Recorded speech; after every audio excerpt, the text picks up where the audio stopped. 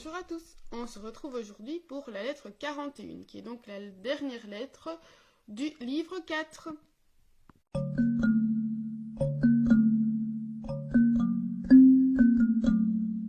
Lucilius est vraiment sur le bon chemin, Sénèque le félicite, il lui dit tu vas vers ad bonam mentem, donc vers le bon esprit, la bonne âme.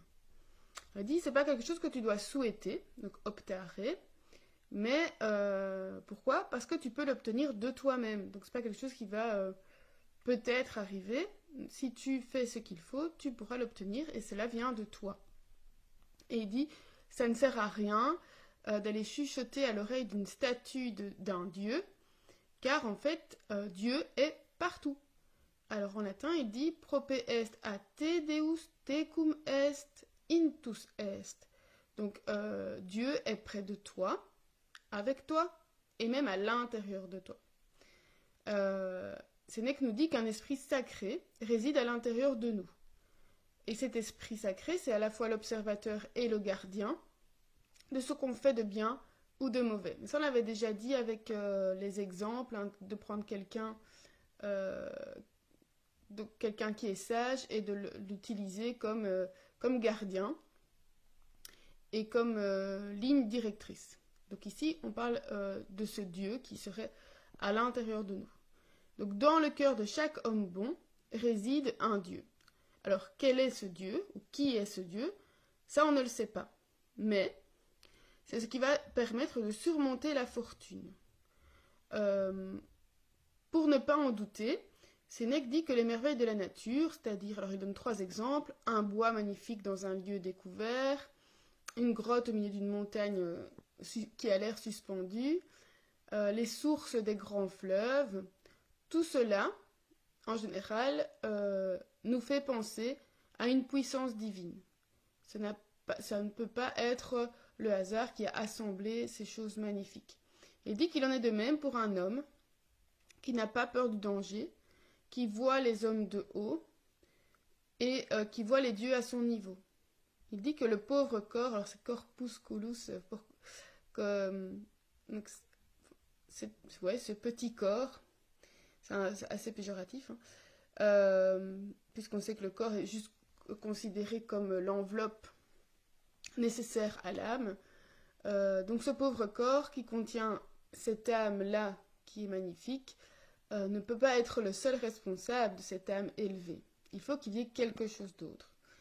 Et comme le Dieu est à l'intérieur et tout autour de nous, l'âme de l'homme élevé contient en lui le lieu d'où il vient.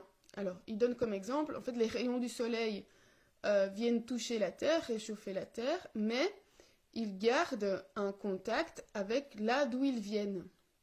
Ils sont attachés au foyer d'où ils viennent.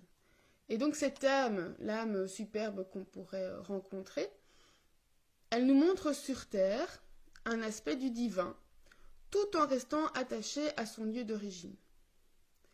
Alors, quelle est cette âme? Et donc, Sénèque nous dit qu'elle brille uniquement de son propre bien, donc par elle-même. C'est stupide, dit-il, de vanter ce qui est étranger dans un homme, ce qui ne lui appartient pas en propre. Il dit qu'un cheval, par exemple, n'est pas meilleur s'il a un frein en or, et un lion, alors ça se faisait dans les combats, hein, de bêtes sauvages, à certains moments, des lions, on les parait d'or, on les habillait en fait. Et il dit, c'est pas pour ça qu'il va être plus fort, au contraire, il dit un lion paré d'or aura moins de fou qu'un lion qui est libre et sauvage. Et donc il ne faut pas nous-mêmes nous encombrer de choses superflues.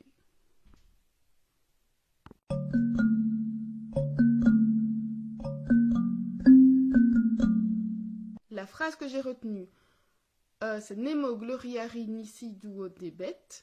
Donc personne ne doit se glorifier, si ce n'est de ce qui est à lui, de ce qui lui appartient. Donc ce qu'il faut vanter, donc c'est laudare, hein, louer, c'est ce qu'il est. Donc ce qu'il faut vanter dans un homme, c'est ce qu'il est lui-même. Alors il dit une belle maison, beaucoup d'esclaves, beaucoup de terres, une voiture, une montre, des vêtements de marque. Tout cela, c'est pas dans l'homme, c'est autour de l'homme. Et donc, c'est pas quelque chose dont on doit se glorifier, puisque ça ne nous appartient pas en propre. On va vanter chez un homme ce qui ne peut lui être enlevé ou donné, ce qui est le propre de l'homme. C'est-à-dire son âme, et dans son âme, une raison parfaite. Il dit que l'homme est un être vivant doué de raison, et donc il doit, pour atteindre le bien, faire ce pourquoi il est né, c'est-à-dire utiliser cette raison. Et la raison, qu'est-ce qu'elle exige? Elle exige que l'homme vive selon la nature. Alors, il dit, en vrai, cela n'est pas difficile, hein, et ça ne devrait pas être difficile, mais une démence commune nous dévie vers les vices. Donc quand on est seul, on peut facilement comprendre qu'il n'est pas très difficile. Oui, parce qu'il suffit de peu, mais voilà, le fait de se retrouver dans la foule, eh bien, ça va nous ramener vers les vices. Et donc il dit, il est difficile de retenir quelqu'un qui est emporté par la foule. On a justement pour le moment, cette période de déconfinement, on parle beaucoup du syndrome de la cabane, où les gens ne veulent justement plus se mêler à la foule parce qu'ils se trouvent bien chez eux et que peut-être que certains ont peur de retomber dans leur travers en sortant, en revoyant du monde. J'avoue que j'ai quelques peurs par rapport à ça aussi. Quelques peurs, non, je me pose des questions. Mais voilà, je pense que je vais rentrer dans la vie sociale petit à petit.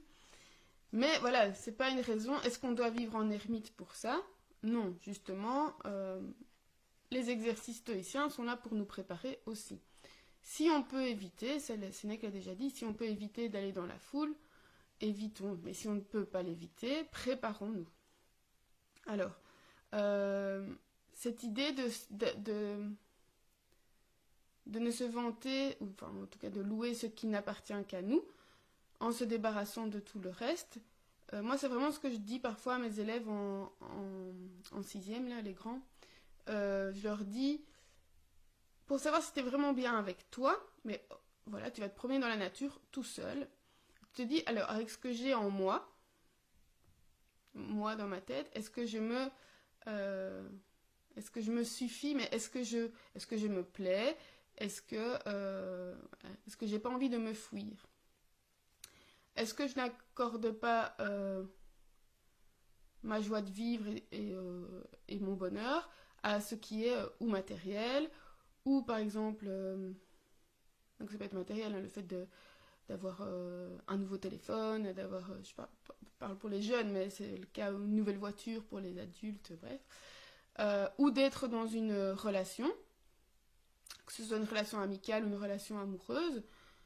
Qu'est-ce que je suis sans cette personne-là? Ça, c'est une question aussi qu'on peut se poser quand on est en couple. Qu'est-ce que l'autre est pour moi? Est-ce que c'est quelqu'un qui est à côté de moi en plus, qui m'apporte un plus? Ou si cette personne n'est pas là, je ne suis rien? Voilà, l'idéal, c'est quand même que ce soit deux personnes ensemble qui soient chacune elle-même. Hein. Mais bon, il faut se poser la question. Et donc, quand on enlève tous les artifices, tout ce qu'il y a autour qui ne nous appartient pas en propre, que reste-t-il? Posons-nous la question. On va se retrouver demain pour la lettre 42, donc on commencera le livre 5. D'ici là, portez-vous bien, mêlez-vous à la foule ou pas, c'est pas vraiment encore le moment, et ou à l'été.